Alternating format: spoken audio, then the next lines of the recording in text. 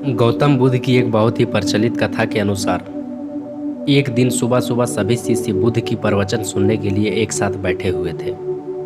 कुछ देर बाद बुद्ध अपने साथ एक रस्सी लेकर आए।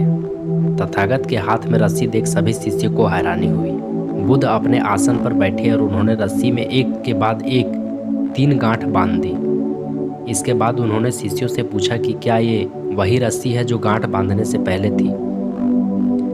इस प्रश्न के जवाब में एक शिष्य ने कहा कि तथागत, इसका उत्तर थोड़ा मुश्किल है।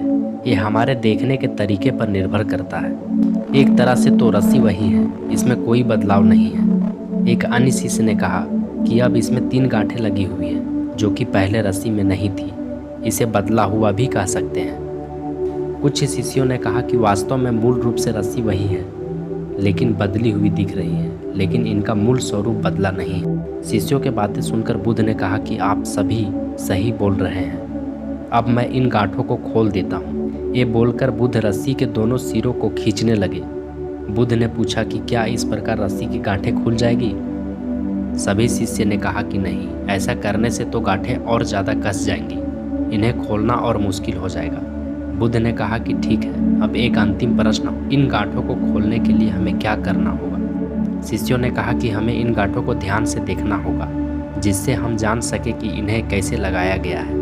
इसके बाद हम गांठें आसानी से खोल सकते हैं। बुद्ध इस जवाब से संतुष्ट हो गए। उन्होंने कहा कि ये सही बात है, हम परेशानियों में फंसे रहते हैं और बिना कारण जाने ही उनका हल खोजने लगते हैं, जबकि हमें पहले समस्याओं के मूल को समझना चाहिए। जब समस्याएं की वजह समझ आ जाएगी तो उन्हें सुलझाना बहुत ही आसान हो सकता है।